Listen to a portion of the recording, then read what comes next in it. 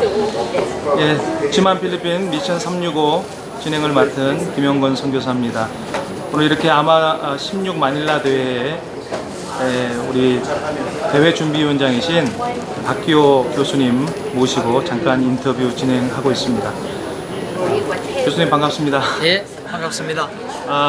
이번 필리핀 대회가 사실 아마가 창립된 지 43년 만에 처음으로 열리는 대회인데 사실은 저도 그렇고 많은 필리핀 선교사님들이 아마대에 대해서 좀 생소하기도 하고 잘 모르시는 분들이 많습니다. 잠깐 그 아마대가 또 어떻게 어떤 조직인지 또 언제 생겨났는지 좀 설명해 주시면 좋겠습니다. 예, 아마 아시아 미션스 어소시에이션 곧 아시아 선교 협의회는 1973년에 세워진 단체입니다.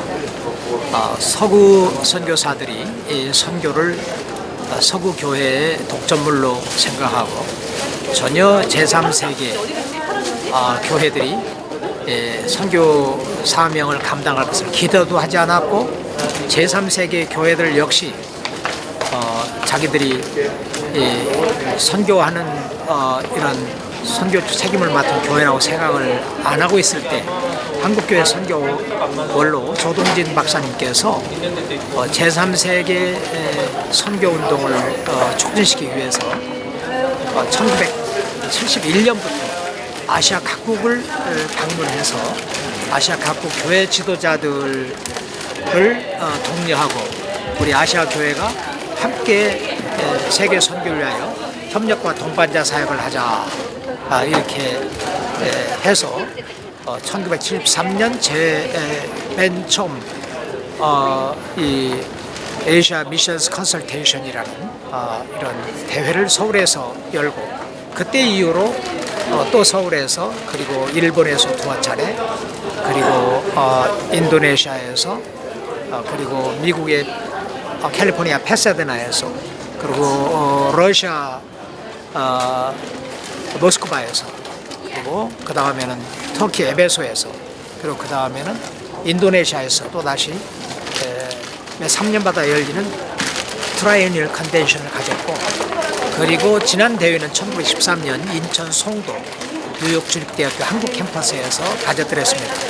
그러나 이 아마의 창립 멤버 중에 하나인 필리핀에서는 한 번도 이런 대회를 가지지 못해서 이번에는 필리핀에서 갖기로 이렇게 결의를 했습니다. 필리핀에서 가질 때는 필리핀에 와 있는 외국 선교사들과 그리고 필리핀 선교사들 그리고 필리핀 교회 선교 지도자들이 이 메트로 마닐라 올티가 센터의 그린스 크리스천 펠로십에서 모이는 이 모임에 많이 참석을 해서 21세기 세계 선교 동향 가운데 지금 이 글로벌라이제이션 미션 세계화와 선교가 굉장히 중요한 이슈인데 이렇게 지금 선교 환경이 엄청 변했거든요. 우리 교회의 사명은 불변하는 진리의 말씀을 변하는 세계에서 사람들이 가장 잘 받아들일 수 있는 방법으로 전해야 하는데 우리는 말씀에 대한 연구뿐만 아니고 변하는 세계를 이해해야 하는데 지금 세계야말로 엄청난 변화를 지금 경험하고 있거든요. 이 미래학자들은 지난 100년 동안에 일어난 변화가 인류 전체 역사에서 일어난 변화와 맞먹는 거라고 그렇게 말을 하고 앞으로 20년 안에 일어날 변화는 지난 100년에 일어난 변화와 맞먹는 것이 될 거라고 하는 엄청난 변화가 일고 있는 이때 과거의 전통적인 방법으로 선교하는 그것은 효과적도 아니고 바람직하지도 않습니다. 그래서 이제 변하는 이 세계에서 세계화 시대에 어떻게 아시아 교회가 선교 사명을 감당할 것인가 그 선교에 대한 이해를 새롭게 하고 선교 전략을 새롭게 하기 위해서 이번에 이렇게 모였더랬습니다. 네, 지금 이번이 12차 매 3년마다 열리는 12차입니다. 네. 사실은 필리핀이 창립 멤버한데 어떻게 필리핀에서 43년 만에 이번에 처음 이렇게 열리게 되었을까요? 그러게요. 예를 들어서 서울에서 두어 차례 열렸고 인도네시아에 두어 차례 열렸고 이렇게 했는데 필리핀은 처음 열리게 됐는데 뭐라 그럴까 필리핀 선교회 적극적으로 유치하지 않는 것도 있지만 지금이야말로 필리핀이 매일 3,000명씩 외국에 이런 해외 근로자로 나간다잖아요. 그야말로 이 세계화 시대에 굉장히 선교의 잠재적인 세력으로서 큰 기여를 할 수 있는데 시대적인 요구가 이번에 필리핀 마닐라에서 이 대회를 가지도록 그렇게 했습니다. 이번에라도 이렇게 늦게라도 갖게 된 건 다행인데 아쉬운 것은 많은 필리핀 교회와 선교사들이 참여를 하지 못한 이것이 좀 아쉬움으로 남습니다. 다음번 대회는 어디서? 다음번 대회는 아마 인도에서 인도 선교협의회가 지금 제가 지난 6년 동안 헤드 체어맨으로 수석 회장으로 봉사를 했고 그래서 서울에서 또 제 선교였던 마닐라에서 이렇게 가졌고 다음에는 지금 현재 세컨 체어맨이 될 겁니다. 수석 회장이. 그럼 인도 선교협의회가 이제 인도에서 다음 대회를 주관하게 될 겁니다. 3년 후에. 대회 준비위원장으로서 앞으로 아마의 과제라고 해야 될까요? 교수님께서 생각하실 때 아마가 앞으로 추구해야 될 더 필요한 부분이 뭐가 있는지. 예, 협력과 동반자 사역을 더 촉진하고 강화시키는 일이라고 생각해요.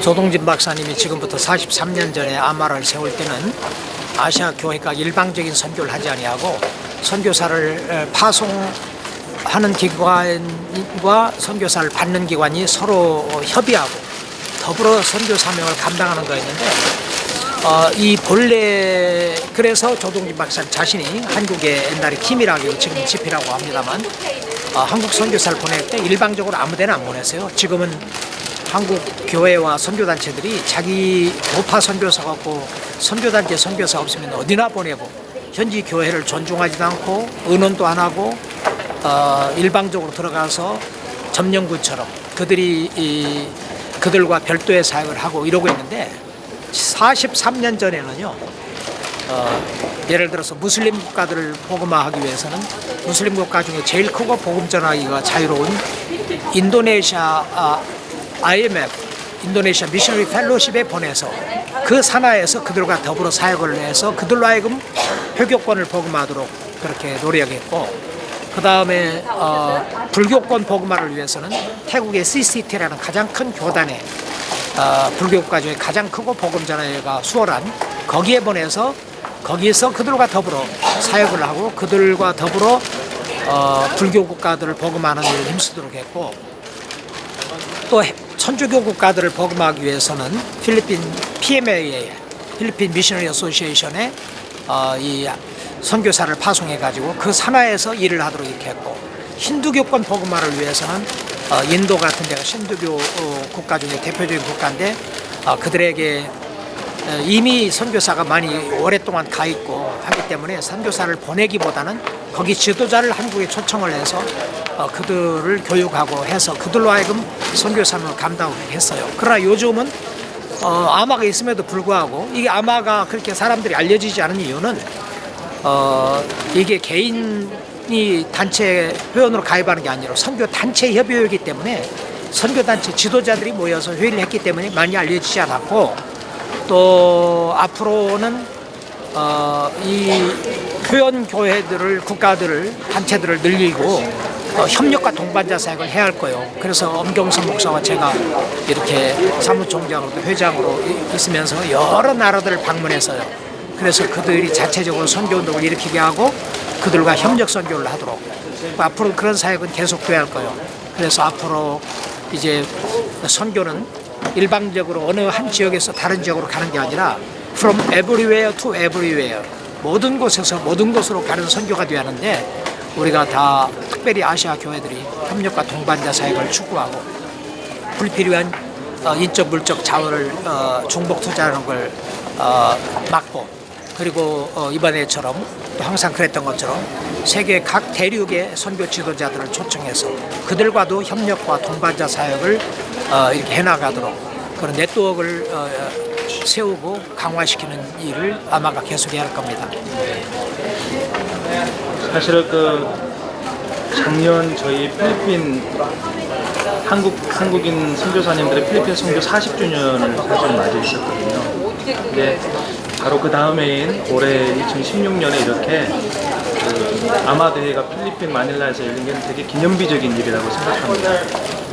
필리핀 선교 40년을 맞이한 우리 필리핀에 계시는 한 선교사님들에게 교수님께서 한 말씀 해주시면. 옛날에는 구라파나 북미주 교회들이 자기들의 식민 통치 지역에서 그저 일방적인 사역을 했어요. 점령군처럼 그저 들어가서 비자도 받지 않고 은원도 하지 않고 가서 마치 자기들은 기독교 국가고 다른 나라는 이교도라는 생각을 가지고 이렇게 일방적 사역을 했는데 지금은 선교가 그야말로 from everywhere to everywhere 모든 곳으로 가는 선교이기 때문에 옛날처럼 말하고 가르치고 주고 사랑하고 그렇게 하지 말고 말하고 듣고 가르치고 배우고 주고 받고 사랑하고 사랑받으며 이렇게 서로 존중하면서 각 나라 교회들이 다 특색이 있고 장단점이 있기 때문에 현지인들이 안 하거나 못하는 일들을 우리 한인 선교사들이 하고 또 현지인들로부터 많이 배우고 그래서 우리 한국 교회도 좀 새롭게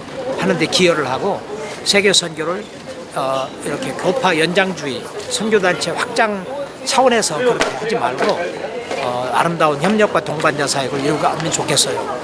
하나님 나라 도래를 위하여 하나님 뜻 구현을 위하여 일하는 우리가 됐으면 좋겠어요. 네, 감사합니다.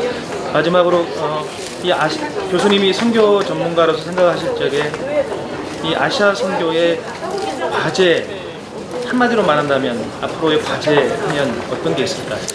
아시아 선교가 그동안에 서구 선교 지도자들의 그런 이론을 배우고 그들의 이런 패러다임을 가지고 모방하는 일을 했는데 아시아는 아시아예요. 아시아에는 서구인들과 똑같을 수가 없습니다. 막강한 정치적, 군사적, 경제적, 교회적 힘을 가지고 일하던 그들과 약하고 가난하고 환난당하고 하는 이런 교회들이 갖는 패러다임이 같을 수가 없거든요. 근데 한국 교회는 특별히 일제 식민 통치를 받으면서 나라를 뺏기고 또 세계에서 가장 가난한 나라 중에 하나였고 이게 막 조직된 어린 교회였고 그러지만 세계 선교 운동을 아름답게 감당을 했거든요. 그러니까 우리 역사에서 좀 배우고 우리가 이제는 다른 나라 교회들과 협력과 동반자 사역을 하면서 교파를 초월해서 말과 행동으로 사랑을 실천하며 그리스도의 대임령 성취를 위하여 참 아름다운 동력을 했으면 좋겠고 그런 일을 촉진시키는데 이런 아마와 같은 이런 이 기구가 필요하고 이런 일을 이렇게 촉진시킬 수 있는 이런 기구가 있어야 한다고 생각을 합니다. 네, 감사합니다. 지금까지 G만 필리핀 미션 365 방송의 퓰러 신학교 신학 선교학 교수이시며 또 아마 대회 준비원장이신 박기호 교수님 모시고 인터뷰 나눠봤습니다. 교수님 감사합니다. 감사합니다.